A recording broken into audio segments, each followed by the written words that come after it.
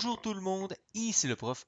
Bienvenue à cette nouvelle vidéo du Collège Joueur. Et aujourd'hui, Donkey Kong Jr. sur ColecoVision, sorti en 1982, oui, en même temps sorti sur borne d'arcade.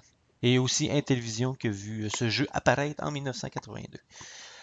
On a différents skills, oui, hein, de 1, 2, 3, 4. Ça va jusqu'à 8, dépendamment si on est un joueur ou deux joueurs. Fait qu'on y va maintenant. Un joueur au level 1. Et on se retrouve avec Donkey Kong Jr., le singe, l'enfant de Donkey Kong. On va y aller pour un doublé. Excellent. Et le but, c'est de libérer son père qui s'est fait kidnapper par le méchant Mario. Et oui, vous avez bien entendu, le méchant Mario. Et c'est la première fois... Oups, non, oh, ouf! J'ai comme eu... Ma manette, elle voulait plus monter, j'ai pas compris pourquoi. Et comme je disais, Mario, pour la première fois dans les jeux vidéo, est un méchant. Et ça va faire en sorte que c'est la première fois et c'est la dernière fois. Parce que par la suite, Mario va devenir un visage emblématique de Nintendo, leur plus grosse mascotte. Hein, et ça va rester comme ça jusqu'au temps que ça soit ça, parce que Mario est devenu un bon. C'est comme faire un Link méchant, ça serait assez spécial. Mais ça serait intéressant aussi. Une espèce de Fable, mais c'est Link. Allez, oh yeah! On va essayer d'avoir l'eau. Oh! Erreur.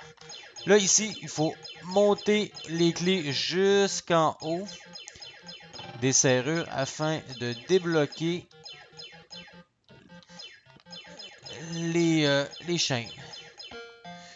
Une chose que vous auriez dû remarquer, c'est que Donkey Kong Jr. monte plus rapidement quand il maintient deux lianes. Comme ça. Et il descend beaucoup plus vite avec une. Comme ça. Ça, il faut vraiment le remarquer. Parce que c'est un aspect... Ah ouais, remonte. Ouh! C'est un aspect du jeu excellent. Qui peut être important, surtout si vous voulez être sûr d'être capable de bien éviter les pièges. Oh! J'ai sauté, mais ça a sauté en retard, malheureusement. On va y aller ici, comme ça. On essaie de faire des points en même temps, étant donné que ça donne des points, ça donne des vies. Et des vies, on a besoin. Oh. Tiens, toi. On se débarrasse de toi. Il faut juste s'assurer que ça passe. Excellent. Et on prend la clé à nouveau pour libérer Donkey Kong de sa cage. Il y a eu aussi d'autres jeux de Donkey Kong Jr. qui sont sortis sur la console NES en 1986 et sur la Famicom Disk. Oh! Famicom Disk System, le lecteur de disquettes au Japon.